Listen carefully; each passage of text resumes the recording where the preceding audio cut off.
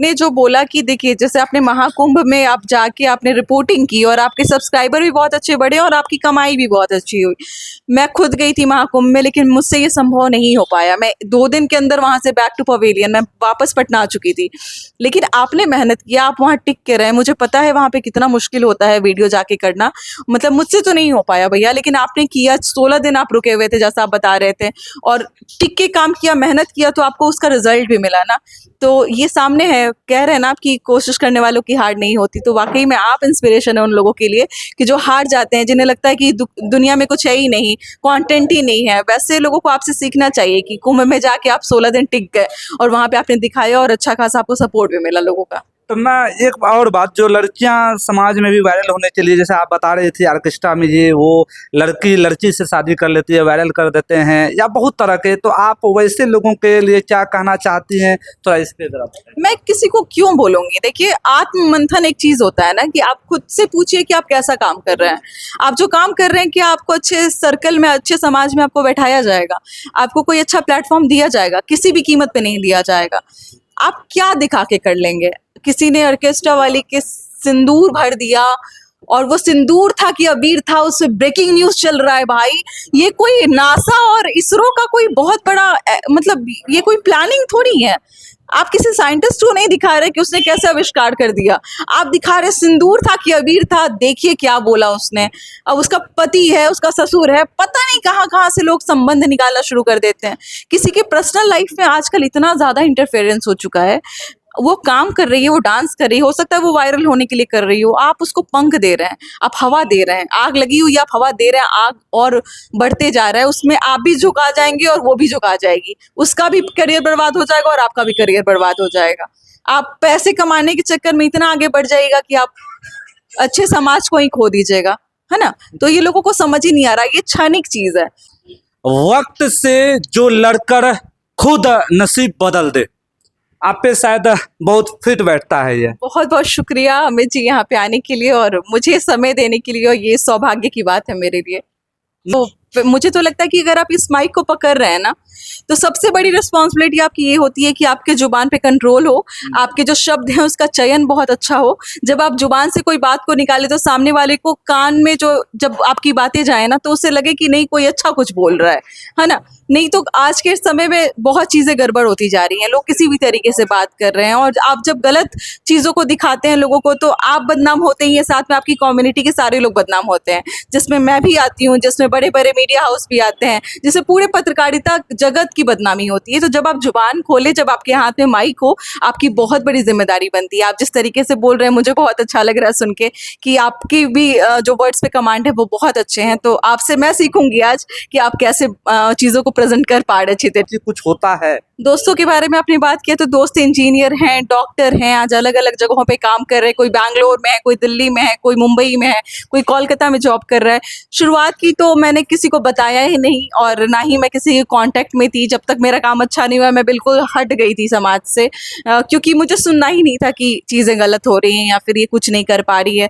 क्योंकि जो आप सुनते हैं, कहीं ना कहीं आप कितने भी स्ट्रांग हैं, आपके दिमाग पे उसका असर पड़ता है कि लोग कह रहे हैं बार बार कि नहीं ये तो अच्छा कर ही नहीं रही है, इसका तो कुछ होगा ही नहीं, कहाँ जा रही है, कहाँ जाती होगी, लड़कों के साथ अगर कोई कैमरा है पकड़ रहा है, या फिर पता नहीं किस सर्कल में बैठती होगी।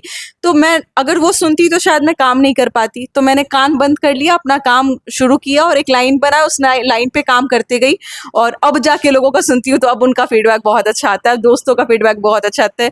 दोस्त बहुत प्राउड फील करते हैं, जिनसे बहुत समय तक बात नहीं हुआ था, बीच में वो अपने जॉब के लिए अपने लाइफ में बिजी थे, मैं अपने लाइफ में बिजी थी।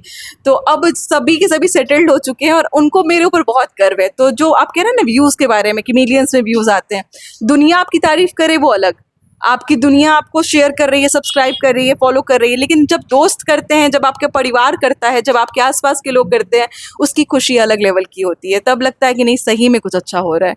तो अभी मैं वो महसूस कर पाती हूँ। एक और शब्द आपका सुने हैं बहुत ज्यादा, कि जैसे देखा भी है मैंने, आप शायद गरीब है तबके के लोग, जो जरूरतमंद है, चाहे आदमी 10,000, 20,000, 50,000 कमाए, और जब आप किसी को मदद करते हैं दिल से, तो आपने कहा भी कि दुआएं लगती है उनका, और जो है वो मतलब आपके व्यवहार पे आपका जो है नसीब बदलता है। जी जी जी। वो आप पे फिट बैठ रहा है और आपसे भी हम लोग भी सीखे, हम लोग भी कोशिश करते हैं कहीं ना कहीं लोगों को मदद करना। ये सब कैसे हो पाता है, ये थोड़ा बताइए। देखिए शुरुआत में हमने जब किया ना, तो जैसे हमने एक दादी का सबसे पहले वीडियो बनाया था, वो नदी के किनारे काली घाट पे वो गाना गाती थी, तो हमारा सबसे पहले पेमेंट 8,000 रुपये आया था। ठीक है, मैं ये बताती हूँ। और 8,000 आया तो मैंने उनको उसी पैसे का हारमोनियम खरीद के दिया था।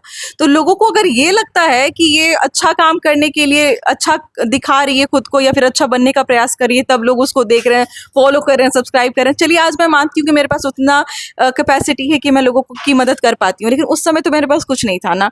तो 8,000 मेरे पास पहला पेमेंट आया था, मैंने उस 8,000 का ही वो हारमोनियम खरीद के दादी को दिया था। और मैं मतलब मेरे पास तो जीरो हो गया ना, मेरे पास तो कुछ पैसा बचा नहीं, लेकिन कहीं ना कहीं दुआएं लगती हैं, और वाकई में लगती हैं। आप अच्छा काम करते हैं, आपको रिटर्न मिलता है। कहते हैं ना, जो करेंगे वैसा ही आप भुगतेंगे भी। यहाँ पे जैसा पौधा लगाएंगे वैसा ही फल भी खाएंगे आप। तो दादी अभी रही भी नहीं, अंतिम अवस्था तक मैं साथ में थी। मतलब कि उनका अंतिम संस्कार जब हो रहा था, मैंने वहाँ के पंडित को बोला था कि अगर ऐसा लगे आपको कि दादी अब नहीं बचेंगी, आप मुझे फ़ोन कीजिएगा। उन्होंने मुझे फ़ोन किया, मैं वहाँ पहुँची, हमारे पास जितने पैसे थे हमने दिए, और दादी की अंतिम यात्रा मैंने देखी। उसको दिखाया नहीं ऑन कैमरा, क्योंकि मैंने बोला ना, मर्यादा में काम होना चाहिए।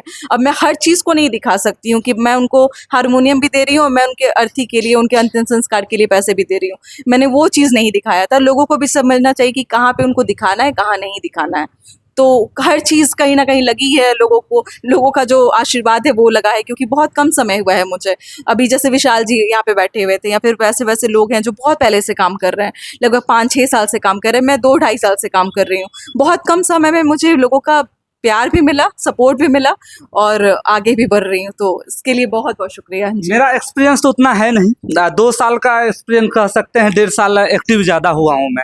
तो मैं यह भी आपसे जानने का प्रयास कर रहा हूँ, जिस तरह से समाज में बेटी को देखा जा रहा है, जिस तरह से आप माइक पकड़ के हर जगह पूरे देश में लगभग आप जा रही हैं, भारत देश के जितने भी जगह हैं सब जगह जा रही हैं, जैसे बिजनेस का कवर करती हैं, तो क्या मतलब लोगों का ताना जो होता है, लड़कियां जो है आजकल, क्या उसमें क्या सुनना पड़ रहा है? कोई ताना नहीं मिलता है भैया। मैं तो ये कह रही हूँ कि मैं सही बता रही हूँ। अभी मैं इसके पहले भी बोल रही थी कि मुझे कुछ गलत अनुभव हुआ ही नहीं है इस काम को लेकर। मैंने लोगों को मौका ही नहीं दिया है कि वो कुछ गलत बोले। मैं कुछ गलत करूंगी तब तो मेरे ऊपर उंगलियां उठेंगी, या फिर मुझे कुछ गलत बोला जाएगा, मुझे भला बुरा बोला जाएगा। मैंने वो कभी काम किया ही नहीं है, या फिर कभी लगा है कि इंसान हूँ, गलती होती है। कभी कुछ लगा है कि भूल चूक से मैंने कुछ गलत स्टोरी बना दिया, तो मैं उसको डिलीट कर देती हूँ बाद में जब एहसास होता है तो। और जो लड़कियां हैं जिनके ऊपर ताने, देखिए मैं बचपन से ही मैं ऐसे परिवार में रही हूँ। मेरा परिवार ऐसा रहा है कि वो हमेशा पढ़ाई का माहौल रहा है। मुझे खूब पढ़ाया गया, मुझे आईएएस बनाना चाहते थे घर वाले, मैं भी चाहती थी एक समय में। मैंने स्टेनोग्राफी किया, मुझे शॉर्ट हैंड आता है। तो हमेशा घर में जो है वो पढ़ाई लिखाई का माहौल रहा है। तो मैं अपने घर में भी भेदभाव तो मैं नहीं बोलूँगी कहीं भी, कभी भी कंडीशन में कि मेरे साथ मुझे लड़की होने के कारण मुझे घर से निकाला नहीं गया, मुझे कहीं पढ़ाया नहीं गया, ये तो है ही नहीं मेरे साथ में। जब बाहर निकली तो लोग ऐसे मिले कि हमेशा सपोर्ट रहा। इस काम में भी आई तो आप लोग जैसे भाइयों का सपोर्ट मिल रहा है कि आप लोग मुझे कवर करने आ रहे हैं, मेरी जैसे कहानियों को दिखाने के लिए आ रहे हैं। तो हर जगह सपोर्ट मिला, तो कहाँ मैं नकारात्मक कैसे निकालूं? कुछ है ही नहीं मेरे पास कुछ गलत बताने के लिए कि मैं मेरे साथ ऐसा अनुभव हो रहा है, तो मेरे पास कुछ है ही नहीं। तो जो लोग कहते हैं वो कहीं ना कहीं एक्सक्यूज देते हैं, है ना। अगर मान लीजिए कि पेरेंट्स रोक रहे हैं, परिवार रोक रहा है, परिवार ताना देता है कि आप लड़की हैं, आप ये काम नहीं कर सकते हैं, आप गलत प्रूफ कीजिए ना। आप उस ताने को लेके उसका बोझ क्यों ढोते हैं? आप उसको गलत प्रूफ कीजिए, समाज को गलत प्रूफ कीजिए, परिवार को गलत प्रूफ कीजिए। आप दिखाइए कि नहीं, आपने जो सोचा था वो नहीं है, ऐसा नहीं है दुनिया। आज मैं अपने घर वालों को ये प्रूफ कर चुकी हूँ। उन्हें लगता है कि नहीं, अब ये बहुत सही ट्रैक पे है, बहुत अच्छा काम कर रही है। सरकारी नौकरी नहीं हुई तो कोई बात नहीं, लेकिन चला लेगी, अपना जीवन भी चला लेगी, और इनके साथ रहने वाले लोगों का जीवन भी चला लेगी। आपके एक्सप्रेशन को जो देख के लग रहा है कि आप कभी सोची नहीं थी कि मैं ये काम करूंगी। मुझे लगता है कहीं ना कहीं कुछ होते चला जा रहा, अच्छा होते होते होते जो है आप इस लाइन पे आ गई। आपका पहले कुछ और सपना था, फिर बाद में ये ट्रैक चेंज हो गया है। जैसे परिवेश में आप रहते हैं, आप वैसा ही सपना देखते हैं ना। मेरे घर में ज्यादातर लोग सरकारी नौकरी वाले हैं, तो मेरे दिमाग में भी था कि भाई सरकारी नौकरी हो, लेकिन अच्छे लेवल का हो। मतलब मैं टीचर नहीं बनना चाहती थी, मैं चाहती थी कि या तो मैं हाई कोर्ट में बैठूं, नहीं तो मैं सुप्रीम कोर्ट में बैठूं। मतलब जज बने, LLB वकील। जज नहीं, स्टेनोग्राफर के रूप में मैं बैठना चाहती थी, क्योंकि मेरा जो फील्ड था वो स्टेनोग्राफी था। एक लिपि होती है जिसको लिखते हैं, डॉट और डैश से उसको लिखा जाता है और उसको फिर इंग्लिश में ट्रांसलेट किया जाता है। वो एक अलग तरीके का एक पढ़ाई है पूरा का पूरा। तो मेरा वैसे रहा है, तो उस क्षेत्र में थी। लेकिन ये काम जब मैं पटना आई तो यहाँ पे मुझे मौका मिला कि मैं माइक पकड़ के कुछ जाके बाइट ले पाऊँ लोगों का। जब मैं स्टार्ट की ना तो मुझे लगता था कि ये कितना अच्छा है ना, ये कितना सुंदर है, ये कितना मतलब बढ़िया एक्सपीरियंस है कि आप किसी के सामने बैठते हैं, आप उसकी कहानी सुनते हैं, आप उसकी जर्नी सुनते हैं। लिसनिंग इज एन आर्ट कहते हैं, मतलब सुनना एक कला है ना किसी को। ये मैंने अपने अंदर डेवलप किया और मुझे बहुत अच्छा लगता था कि आज मैं किसी और से मिल रही हूँ, कल मैं किसी और इंस्पायरिंग स्टोरी से मिल रही हूँ। अंदर में एकदम पॉजिटिविटी भर जाती है जब ऐसे लोगों से मिलती हूँ।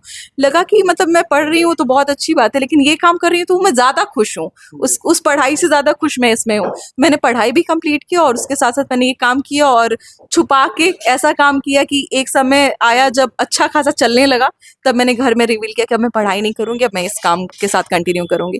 लेकिन इसमें आपको बागी बनने की ज़रूरत नहीं है कि आप घर वालों से लड़ गए, आपने बोल दिया कि नहीं यार मैं पढ़ाई नहीं करना चाहती हूँ, ये नहीं करना चाहती हूँ, लड़ गए, समाज से लड़ गए, परिवार से लड़ गए। लड़ाई की कोई ज़रूरत नहीं है, आप शांतिपूर्वक भी काम को आगे बढ़ा सकते हैं। तो मैंने पढ़ाई भी कंप्लीट किया, घर वालों को एहसास भी दे दिया है कि नहीं ये जो प्रोफेशन है ये बहुत अच्छा है और आज सब साथ हैं। थोड़ा मैं भी बताने का प्रयास कर रहा हूँ और आप लोग ज़रूर सुनिएगा। अगर आप लोग यूट्यूब पे काम करना चाहते हैं और अगर आप मेहनत करते हैं, सबसे पहली बात है कि इस फील्ड में जो है मेहनत तो बहुत ज़्यादा लगती है। और कहते हैं ना, लहरों से डरकर नौका पार नहीं होती है, कोशिश करने वाले की कभी हार नहीं होती है। मेरा एक समय ऐसा था जब 55,000 सब्सक्राइबर था तो मैं बहुत मेहनत किया। कभी कभी लग रहा था यूट्यूब छोड़ दूं, काम नहीं करता, इसलिए क्या कभी कभी ऐसा भी लग रहा था मेरे मन में। लेकिन जब मैं काम करने लगा तो एक पॉजिटिव एनर्जी आने लगी कि नहीं अब तुम आगे जाओगे। रात में रोज सपना मेरे मन में आने लगता था कि जब ये सोते हैं तो मन में आता था, कभी कभी अचानक लगता है कि आज मैं वायरल हो जाऊंगा, आज ये हो जाएगा। नहीं, आपने जो बोला कि देखिए जैसे आपने महाकुंभ में आप जाके आपने रिपोर्टिंग की और आपके सब्सक्राइबर भी बहुत अच्छे बढ़े और आपकी कमाई भी बहुत अच्छी हुई। मैं खुद गई थी महाकुंभ में, लेकिन मुझसे ये संभव नहीं हो पाया। मैं 2 दिन के अंदर वहाँ से बैक टू पवेलियन मैं वापस पटना आ चुकी थी। लेकिन आपने मेहनत किया, आप वहाँ टिक के रहे। मुझे पता है वहाँ पे कितना मुश्किल होता है वीडियो जाके करना, मतलब मुझसे तो नहीं हो पाया भैया, लेकिन आपने किया। 16 दिन आप रुके हुए थे जैसा आप बता रहे थे।